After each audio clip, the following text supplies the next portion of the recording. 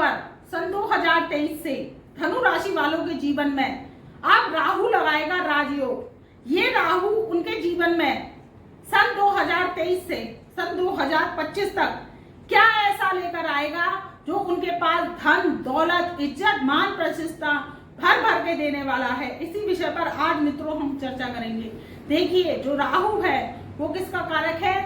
हमारी माइंड का कारक है, हमारे नई नई सोच का कारक है और फोकस का कारक है। अगर आपका माइंड ऑटोमेटिकली ही आपको नई सोच देता है, नई रिसर्च देता है, फोकस देता है, तो समझ लीजिए आपका राहु बहुत बली है। और राहु जब बली होता है तो क्या होता है कि आपके जीवन में सोशल मीडिया से या आप टेक्नोलॉजी से ऐसा जुड़ते हैं जो आपका देश विदेश में नाम होता है और आपके जीवन की तरक्की को लेकर आता है। पॉलिटिक्स में भी जाना और पॉलिटिक्स में भी नए नए आइडियाज को लेकर एक अच्छा राज करना, ये सब राहु की देन है। और राहु क्या है, अगर चाहे तो ऊंचाई दिला देता है और राहु के द्वारा ससुराल से मान सम्मान भी मिलता है। अगर आपका राहु जन्म पत्रिका में अच्छा है तो आप चाहे लड़के हैं चाहे लड़की हैं, आपको ऊंचा घराने की ससुराल मिलेगी, उससे आपको मान सम्मान मिलेगा और राहु आपको इज्जत, मान, प्रतिष्ठा सब दिलवाता है। ये राहु की एक खूबी है। और राहु वही खराब हो जाता है तो क्या करता है, वहां पर नकारात्मक विचार देता है, नकारात्मक सोच देता है। आप क्या सोचते हैं, ऐसा होगा ही नहीं, ऐसा करने से कुछ होगा ही नहीं। और क्या है, आप कार्य को करने जाते हैं तो मन में निराशा होती है, मन में हताशा होती है, तो सब क्या है, नेगेटिव राहु की निशानी है। तो अब क्या है कि राहु 18 महीने रहेगा मीन राशि में और केतु देव रहेंगे कन्या राशि में। तो ये धनु राशि वालों के जीवन में बहुत ही अच्छा राजयोग लगाकर लेकर आ रहे हैं। देखिए, 18 महीने बाद ये बहुत ही लंबे समय तक एक ही राशि में विराजमान रहते हैं। देखिए, शनि, राहु और केतु ये लंबे समय तक विराजमान रहते हैं एक ही राशि में। 30 वर्ष बाद आए हैं शनिदेव कुंभ राशि में और वही राहु और केतु आपके 28 अक्टूबर सन 2023 से दोपहर 2:59 पर कर रहे हैं राशि परिवर्तन। तो ये आपके जीवन में राजयोग कैसे लगाएंगे, राजयोग समझने की आपको जरूरत है। राजयोग ऐसे लगाएंगे क्योंकि ये आपकी बुद्धि से हटेगा। बुद्धि क्या होती है, हमारी भ्रम का कारक बनाता है राहु। आपकी बुद्धि में अगर आप धनु राशि वाले हैं तो पंचम भाव में राहु देव विराजमान थे तो बुद्धि को भ्रमित कर रहे थे, बुद्धि को भ्रमित कर रहे थे। आपका जो पंचम भाव है बुद्धि का है, संतान का है, विद्या का है, लव अफेयर्स का है, वहीं पर राहु देव विराजमान थे तो क्या कर रहे थे, बुद्धि भ्रमित हो रही थी। जुआ सट्टा लॉटरी खेलते हैं, अचानक गेंस का है तो क्या है, उसमें नुकसान दे रहे थे, लॉसेस दे रहे थे। अब क्या है, ये चतुर्थ भाव में, क्योंकि ये वक्र चाल को कर लेते हैं तो ये चतुर्थ भाव में आपके आएंगे। तो चतुर्थ भाव आपका मन का होता है, माता का होता है, आपके जो सकारात्मक कार्य होते हैं, भूमि भवन का होता है और आपके लग्जरीज का होता है। तो चौथे घर में बैठकर राहु देव यहाँ पर लगाएंगे राजयोग। क्योंकि राजयोग कैसे लगाएंगे, ये मीन राशि में विराजमान होंगे। मीन राशि होती है देवगुरु बृहस्पति की राशि। जब देवगुरु बृहस्पति की राशि में ये विराजमान होंगे तो सबसे पहले तो देवगुरु बृहस्पति के साथ ये युति बना रहे थे, गुरु राहु की चांडाल युति, तो वो भंग हो रही है, खत्म हो रही है 28 अक्टूबर 2023 से। तो यहाँ पर बैठकर मीन राशि में बैठकर क्या करते हैं, ये नतमस्तक करते हैं देवगुरु बृहस्पति को।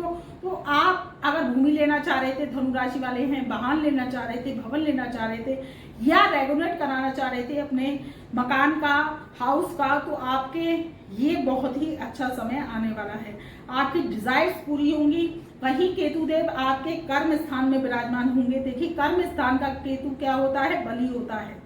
जब कर्म स्थान में केतु देव विराजमान होंगे आपकी कन्या राशि में तो क्या है कि 10वें घर से आपका जो व्यापार की स्थिति थी, कर्जा हो गया था, आपका व्यापार चल नहीं पा रहा था, आपके व्यापार में रुकावट आ रही थी, अल्टेस आ रही थी, अटकाव आ रही थी, आपकी पार्टनरशिप अच्छी नहीं चल रही थी, आपको पार्टनर धोखा दे रहा था, तो अब वो सारी स्थिति दूर होने वाली है। क्योंकि ये 25 मार्च सन 2025 तक इसी राशि में विराजमान रहेंगे राहु और केतु। और ये समसप्तक दृष्टि से एक दूसरे को देखेंगे तो आपके कर्मों में, कर्म स्थान में जब राहु देव दृष्टि डालेंगे तो आपके कर्मों में विकास होगा।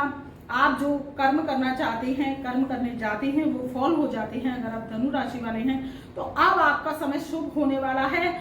वही 4 नवंबर सन 2023 से जो शनिदेव हैं वो भी अपनी मार्गी अवस्था में आ जाएंगे। तो क्या होगा, राहु केतु शुभ फल देंगे, क्योंकि राहु केतु शनि के दास हैं। और जब राहु केतु शनि के दास है तो होती पूरी इनसे अरदास है।